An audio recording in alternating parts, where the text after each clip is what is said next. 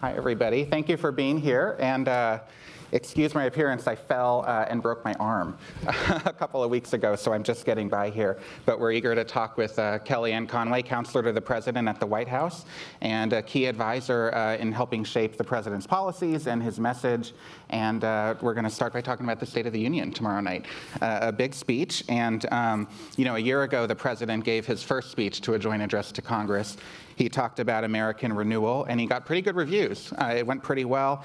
And it lasted a short while because in the days that followed, there were a number of controversies, including some by him, that sort of created a more polarized environment on the Hill. And I'm wondering, looking to the speech tomorrow night, what can the president do to set that bipartisan tone, to try to achieve those deals that he wants with Democrats in Congress without getting sort of kicked off the script, so to speak? Well, Phil, first of all, thank you for having me. Thanks to the Washington Post and any other sponsors.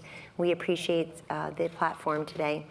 The president is working on a bipartisan, forward-looking speech that's positive in tone and content. And what that really means is, when working on this speech, it's a reflection on the past year's accomplishments, but also those accomplishments not as just checking a box, a to-do list, but really, what is the nexus between what has happened and your own life or your own business or your own aspirations?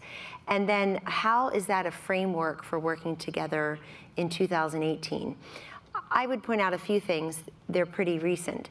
One is about 2-3 weeks ago now, the president held forth for 55 minutes, uninterrupted, undeterred, unscripted, with a bipartisan, bicameral group of legislators in the cabinet room. It was quite unexpected, I think, mainly by the media, the press pool who were covering it, and by all accounts, we're very pleased to have that kind of transparency and live, again, unfiltered and unscripted exchange between the president and the legislators.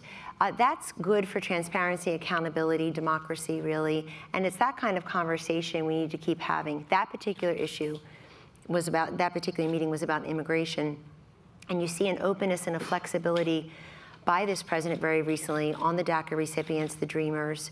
He will address that tomorrow in his speech. Immigration will be one of the major 5 or 6 points covered. And I would also go back to August 21st, when the president came out with his Afghani policy speech, speech about Afghanistan, a little bit of a diversion from where he was during the campaign, having consulted with those on the ground and his generals and his national security team. I know you wrote about it at the time and were criticized for saying it's a new president, new President Trump on Afghanistan, new strategy, but indeed it was. So I'd just like to show those as examples of openness and flexibility.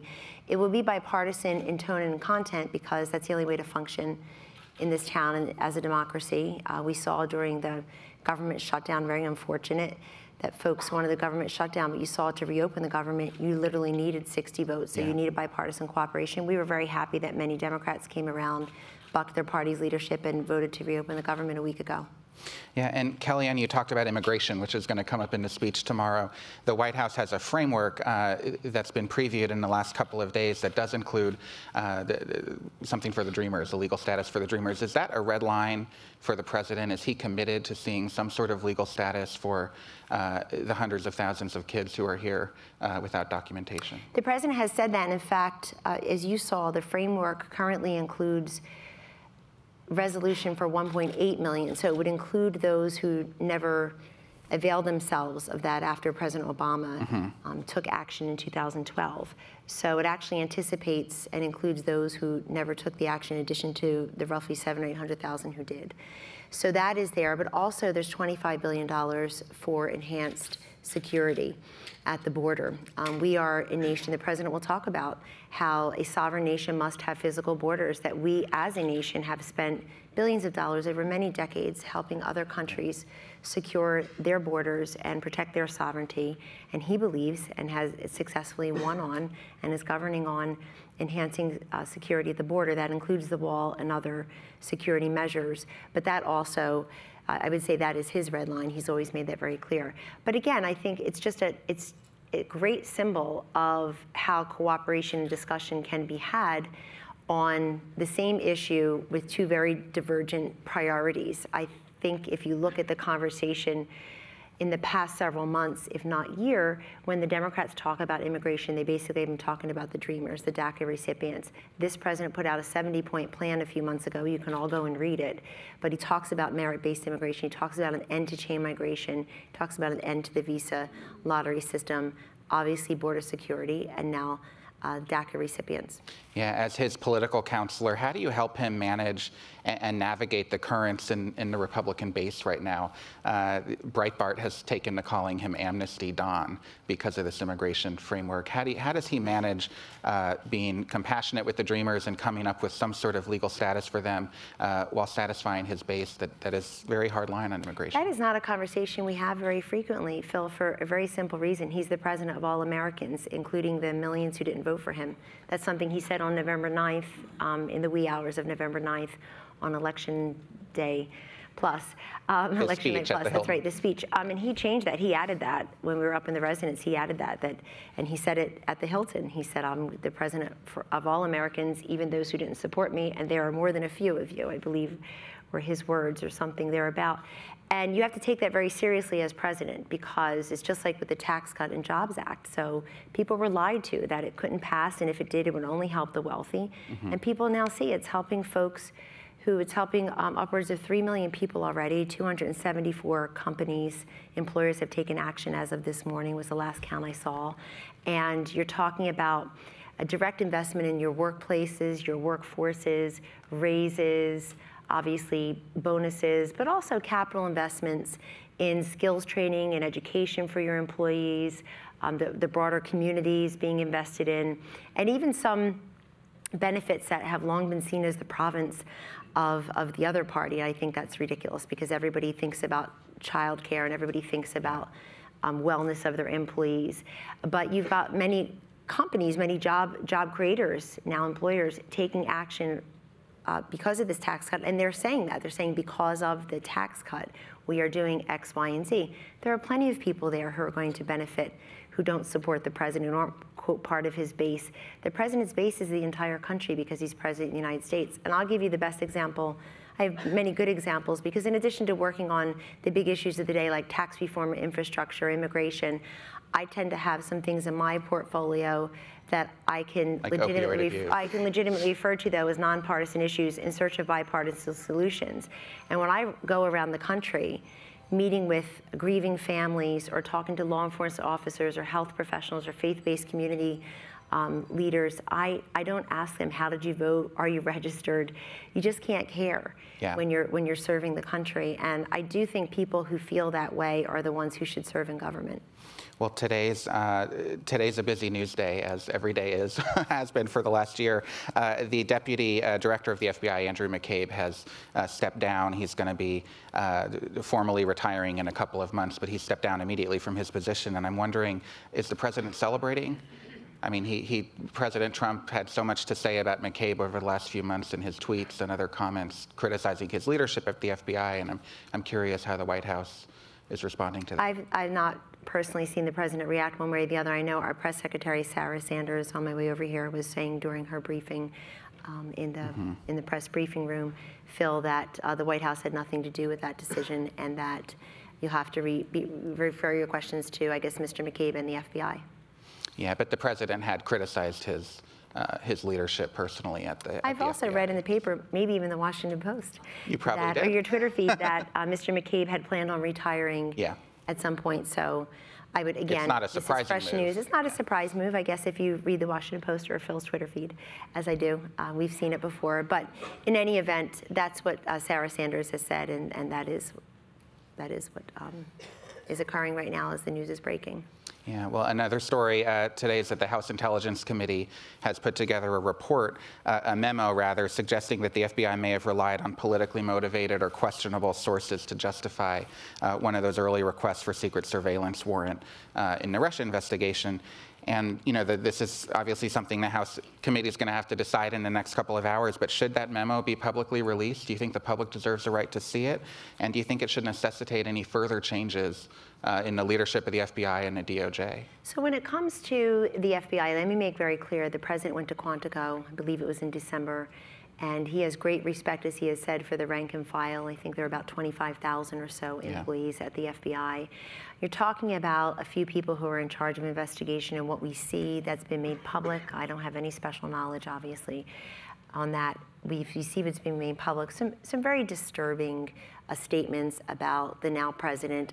We expect people have political points of view. They support who they support in the ballot box. Some of them gave money. At least one attended the president's political opponent's victory party on election night, non-victory party, I suppose. But that aside, we believe in transparency and accountability. So this president would err on the side of transparency, and I hope, Phil, so would the legion of people, including in the media, who have been covering Russia and the investigation for over a year now. Yeah. And the president has made very clear that there's no collusion.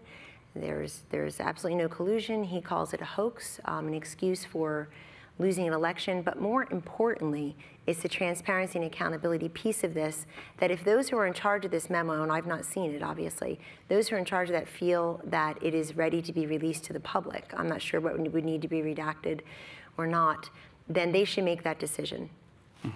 And to pick up on that point, does the president think that the messages that you're talking about, is that evidence that the law enforcement community was working against his campaign? Well, the law enforcement community is a very from... large group of people. We should never generalize as such. And as I say, it's what's been revealed now after the fact, and ironically, I guess through the course of an investigation that was really targeted at him and his campaign. Of which I was the manager for the winning part, and I can tell you that the idea that I would ever have to go to Moscow rather than Mecklenburg County, North Carolina, or Macomb County, Michigan, to help guide the campaign is foolish, and I don't know why anybody would think otherwise. So it's meaning think that you would have to do that otherwise. But on this particular discrete matter, let's let the committees decide what they think is best based on what they know. This is a president who's talked about prosperity, security, transparency, and accountability being his 3 top priorities, and he will talk about those tomorrow night in the State of the Union. In fact, he'll talk about a safe, strong, proud America. And I think the word proud is very important too, because whether it's this president telling the country to dignify all career types, to have invested millions of dollars through the Department of Labor into skills training so that we are not, as a nation, telling everybody you must go to a 4-year college, you must get a degree, a 4-year college degree, where we hear from employers and governors from both sides of the aisle all the time that there's a labor shortage supply, carpenters, welders. The folks I grew up with in South Jersey, I grew up outside of Camden and Philadelphia, most people I graduated with went for a skills certificate and were able to support themselves the next day, practically. And so this is somebody who's trying to say to America, be proud regardless of what your choice of career or job is. We want to find things that bind us together as a nation.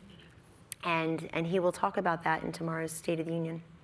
Yeah, and you know, he probably, I assume, is not going to talk about the Russia investigation in the State of the Union address, but that's the shadow that sort of hangs over the work he's doing as president. And Sarah Sanders said today at the press briefing, it's about time everybody wash Russia fever out of their systems. So there's a real desire to move past that. But the president himself last week said he was looking forward to testifying under oath with Robert Mueller, if indeed he's asked. And I'm wondering, as one of his advisors, considering his history and his past during his time as a businessman of exaggerating details and saying things that are not true. And there was this one deposition that he gave in 2007 where he had 30 misstatements. Do you worry at all that he could be putting himself in a position where he might perjure himself? The question of whether or not the president testifies in Mr. Mueller's investigation really is a question for his attorneys, of which I'm not one. I'm a fully recovered attorney. I'm not his attorney. And I know that Mr. Dowd, one of his attorneys, did then say that he has not decided whether the president will testify, and he'll let everyone know when that decision is made. I know his other attorney, Mr. Cobb, also said publicly that that decision will be made at another time. But we've also just said from the beginning, and I'll repeat it here today, that the president has said, the White House has said, we've all said that everyone is cooperating, that we've turned over loads of documents. People have testified for many hours. And so everybody is complying and cooperating. But when my colleague Sarah Sanders says today, it's time to wash Russia fever out of your system, I think we're just going back to a lot of the promises that were made, that this presidency won't last, you will find collusion, the election will be nullified. We were promised that we're going to see those 70,000 votes in those 3 states that Donald Trump won as president fairly and squarely, that somehow you're going to see that there was some nefarious activity and those votes would be turned around somehow and he would no longer, I mean, just go back to what everybody was saying a year ago. It's a little bit crazed. And none of that has come to pass. But we do have an investigation. Everybody sees it. Everybody knows what's happening. Folks sometimes, I guess, get details that maybe shouldn't be made public from whatever sources, I don't know. But the fact is that we are fully cooperating as a White House, and the president's attorneys, his personal attorneys, have said that he is fully cooperating. He's also said he looks forward to it coming to an end, but in the meantime, we're cooperating. There's inherent risk, though, for anybody in talking to the FBI and recounting some of these details, and especially if you're the president of the United States, where a lot has happened, and to be able to recall all of that, he doesn't know what other people have been telling Mueller in their interviews with him. I mean, is there not any concern at all about, whether he could be caught up somehow and intentionally saying something that's not true? Well, again, you're asking me questions that are really for his counsel